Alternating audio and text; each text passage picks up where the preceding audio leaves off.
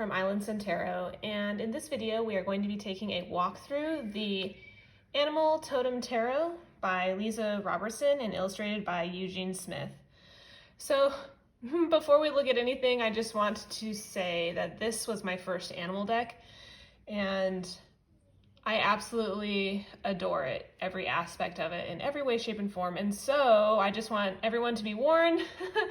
Yes, this is a walkthrough so you can see all the cards and some of my thoughts or opinions on it, but mostly it's going to be me gushing on how much I love it. So you have been warned.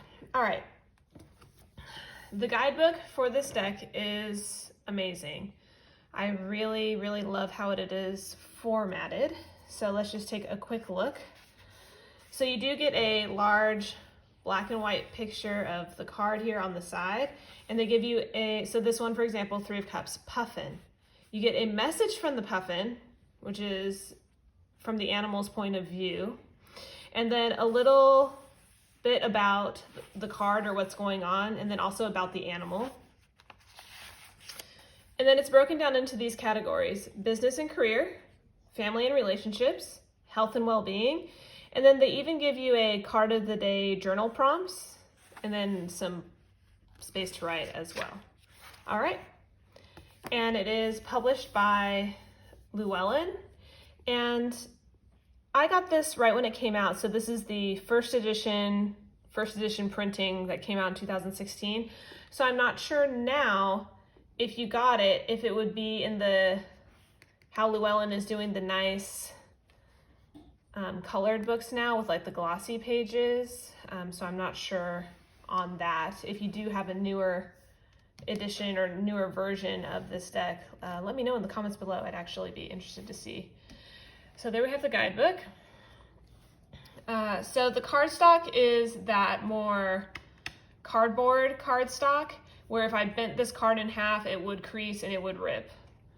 The backs are really lovely, but they are not reversible. As you can see here, these animals, it almost has this kaleidoscope effect, but the animals don't match on either side, so technically not reversible, but I mean, still not too bad if you wanted to use it that way. All right, so let's get started and take a look at the cards. So first we have the Fool. This is a grasshopper. And I love how he's bounding away from the classic stick with the satchel that we see in the Rider-Waite-Smith Fool. He just looks very carefree and spontaneous. The Magician with the fox. I love him. Hunting in the snow with this leap like that. We have the infinity symbol here in the snow, if you can see there. And we do have all the classic tools: swords, pentacle, cup, and the wand. The High Priestess is a Black Widow. I really love this card, and when I first got this deck, I don't think I appreciated it for what it was, and it stalked me for quite some time, and now we're 2 peas in a pod, and I love it. The Empress. So in the book, they have her as just a cow, but when I look at this illustration, it makes me think of like Scotland, like a Highland cow with that long fur. But she's nonetheless beautiful. I love the greenery in the background with the little flowers. The Emperor as the gorilla.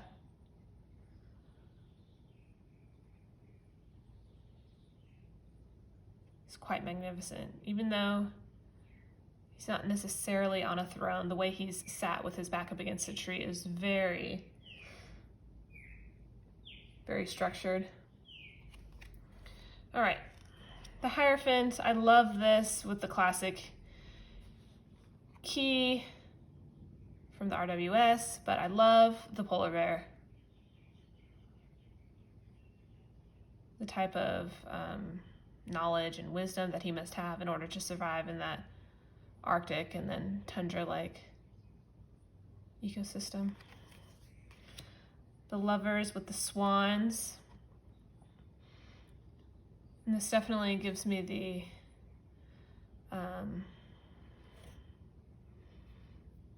swan being the ugly duckling story, and how he eventually just believed in himself and loved himself, and I think that's a really beautiful way to look at it.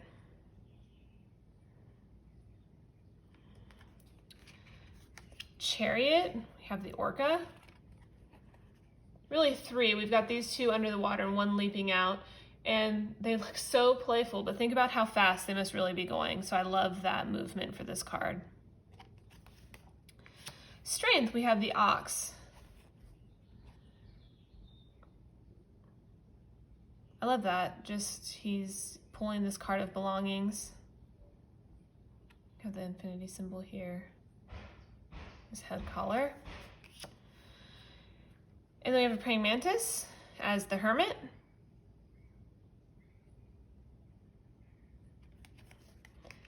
And the ladybug and the wheel of fortune. Very sweet. Oh gosh, I'm sorry. The crane for justice.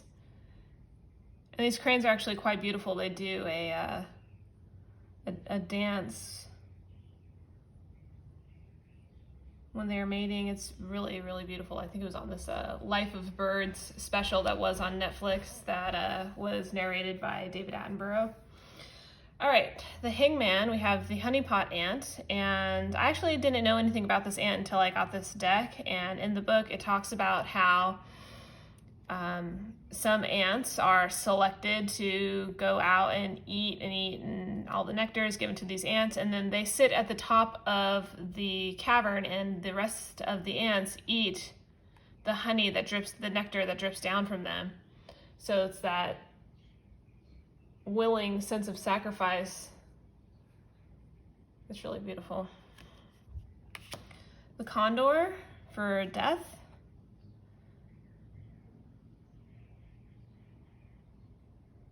And I love how that, even though there has been death, vultures too, and condors, that type of carrion bird, they totally survive off of that. I think that's a really great way to look at this card. One of my favorite death cards for sure. Temperance, we have a flamingo. The devil, we have a bobcat. So I like the sense that, it gives you the feeling that, is this cat quite hopeless? You see these traps set here, the way the eyes are looking, at the human reading the card. Did you set these traps? Are you trying to contain him? You're also stifling his hunting. He's got the rabbit there. The ignorance of humans. The tower, we have termites. Which I think is quite clever. The star, we have an oyster with a lovely pearl there. I love this magical look at the lighthouse in the back. It's really beautiful. The great gray owl for the moon. So perfect. Nice full moon. You can almost imagine this owl flying through the trees in the shadow as he goes. I love his face. The sun, we have the lemur. So cute. Totally sunbathing, soaking it all in. Really gorgeous. And the way he's sitting almost gives you that sense of enlightenment too. So sweet. All right, judgment, we have reindeer.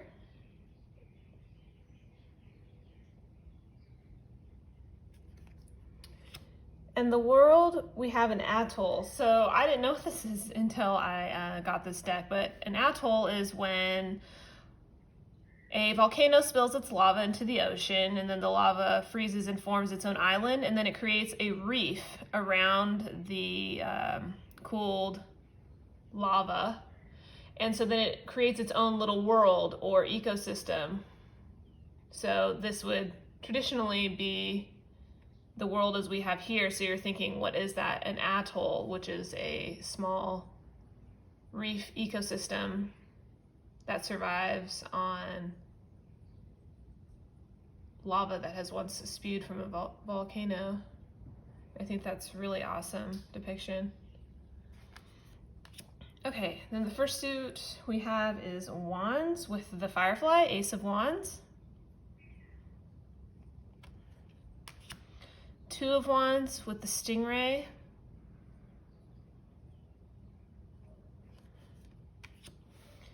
3 of Wands with the Woodpecker.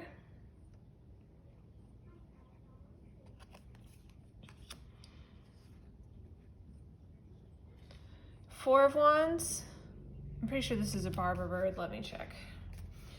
Just to be sure. Bowerbird. I was close. So these birds, see his nest here that he's created? They build these spectacular nests and they collect things that they think are pretty. So in this case, some blue items here. He's got collected some feathers, a flower, a ring, because they want to have their home or nest appeal to a mate. I think it's so sweet. They're quite smart. 5 of Wands, we have a honey badger.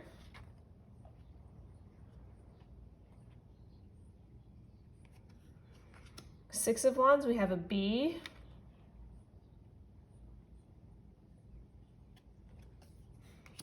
'I love this. 7 of Wands with the skunk. He's in the garden eating. A horse for the 8 of Wands. It's really beautiful.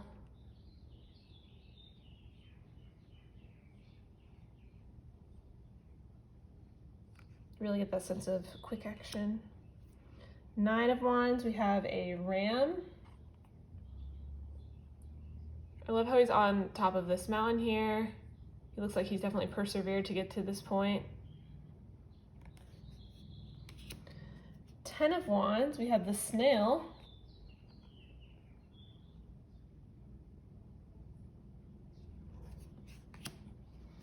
Page of Wands, we have a salamander, which I love that he showed up for the wands because he's classic on their robes and everything from the original RWS. So I really love this for the page. 9 of Wands, we have the ostrich. Sorry.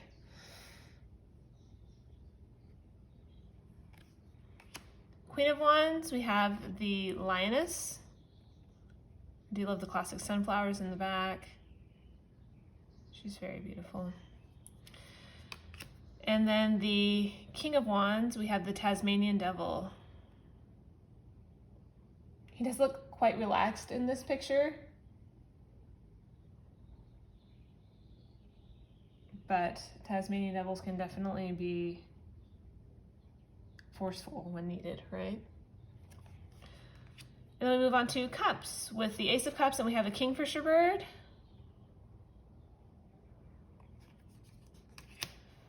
Two of Cups with the hermit crab.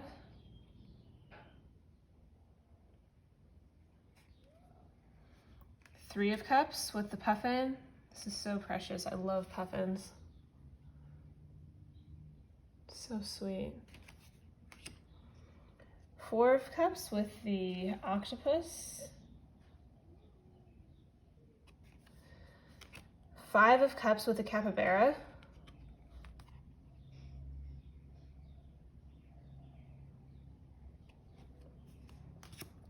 6 of Cups, we have otters. These look like a river otter to me.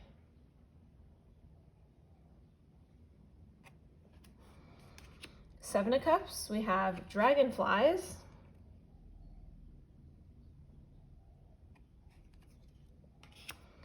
8 of Cups, we have a salmon.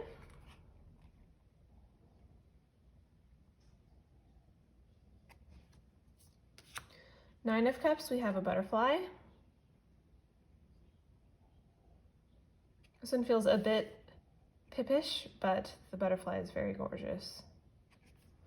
10 of Cups with the penguins. Aren't they sweet? Look at the family and the baby. Oh, so cute. Page of Cups, we have a seal. He's kind of hidden there in the waves. Knight of Cups, we have a blue-footed booby.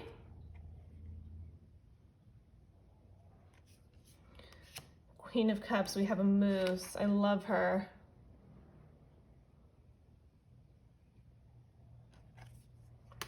And then the King of Cups, we have a beaver.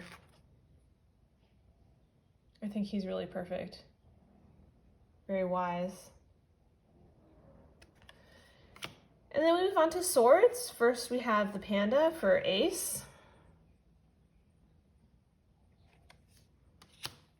For two of swords, we have a plover.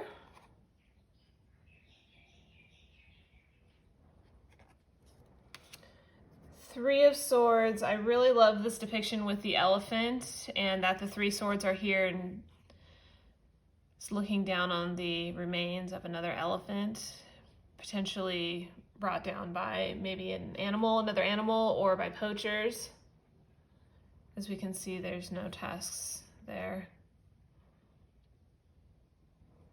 And elephants, they're so smart, and they really, you really feel that anguish here. It's really gorgeous. Four of Swords, this is a zombie toad.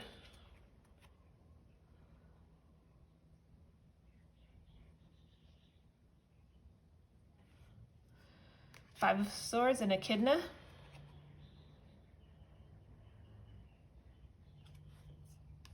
Six of Swords with a flying squirrel. Seven of Swords with a ferret.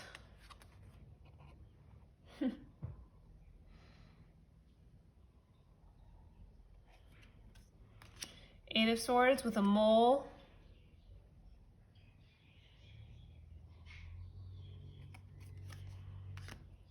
Nine of Swords with a whippoorwill. Type of nighttime bird. 10 with the pigeons. You do have this one skewered here and then some flying off in the distance as well. Page of Swords, we have a woodpecker, a roadrunner. Gosh, sorry. And Nine of Swords, we have a rook. So he does look like a raven, except rooks don't have the feathers all the way forward around the eyes, so you can see the space here. And these are actually really common in Great Britain. And they always stay in a large flock. So I think it's perfect for a night because they protect each other. It's really pretty. Queen of Swords with a wolf. And then King of Swords with the eagle.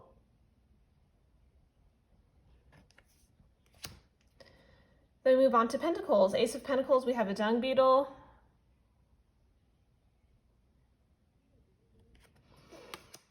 Two of Pentacles, we have a harrier hawk. Oh, I love this. Three of Pentacles with the giraffe.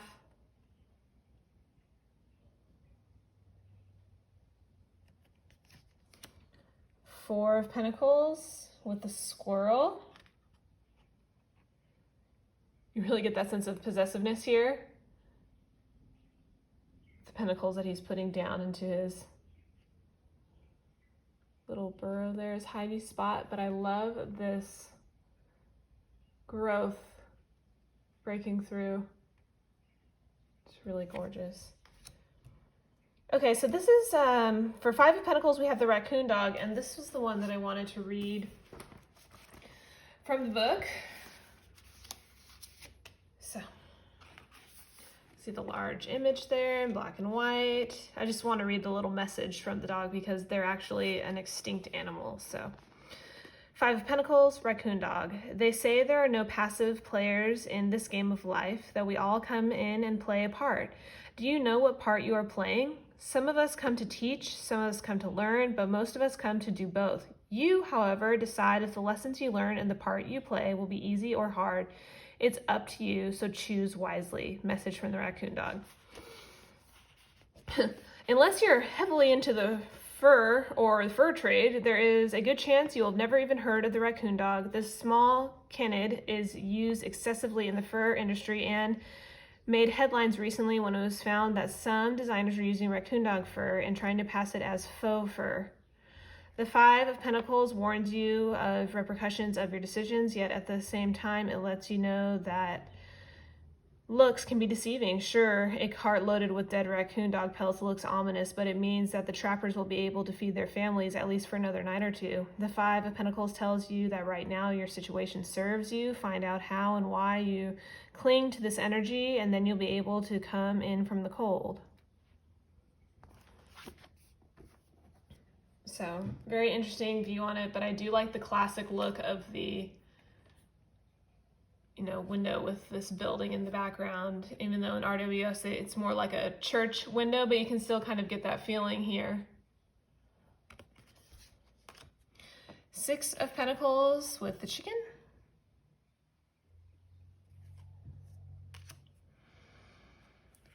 Seven of Pentacles with an elk. Eight of Pentacles with a mountain goat.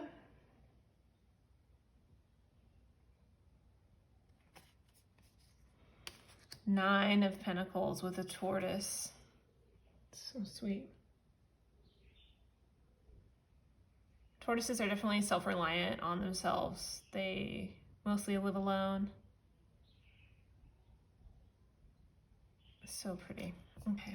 10 of Pentacles, we have rabbits. The sweet little ones.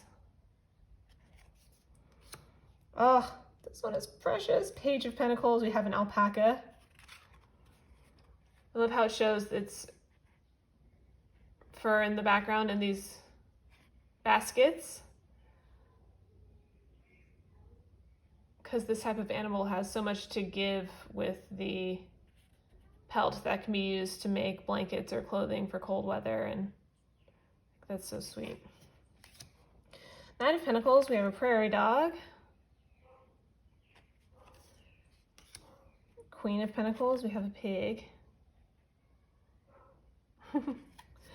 And the King of Pentacles, we have a bison, which I just love. For the king, he's totally of the earth. Really beautiful. Alrighty, so there you have it. The Animal Totem Tarot by Lisa Robertson and illustrated by Eugene Smith. I really connect with a lot of the animals from this deck, and I love the animals that they have chosen for each card. I admit, like for example, for this one, when I first got the deck, I was like, oh, really, High Priestess? But I so love it now, and I really enjoy working with this deck with the guidebook. And the guidebook is written beautifully. And I love that it's broken down into the separate little sections in the guidebook with the love and relationships, health and well-being, business and career. It's really interesting seeing the different aspect. And then sometimes if I'm just doing a one card pull for the card of the day kind of thing, I'll just read the message from the animal. And that's really nice too.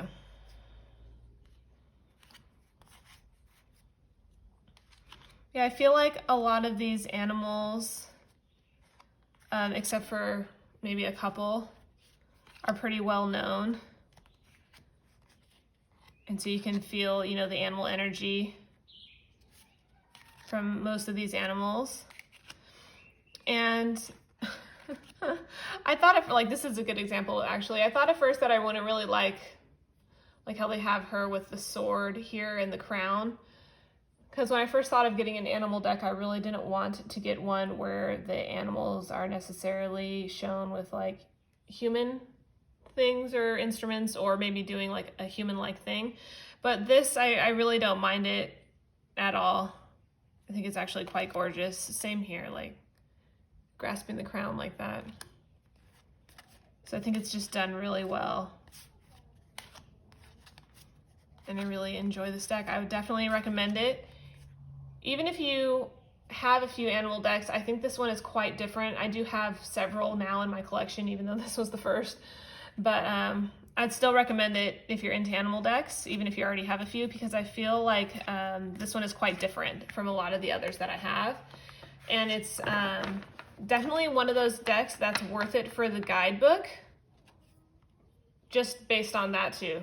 The artwork is gorgeous in my opinion, but the guidebook is so lovely and it's written so nice that if for whatever reason I didn't totally connect with this deck, I would have been happy to pass it on, knowing that I was able to read and get information out of this book, because it is so, so good. But lucky for me, I fell in love with this deck. So there you have it, guys, the Animal Totem Tarot. Thank you so much for watching. Bye.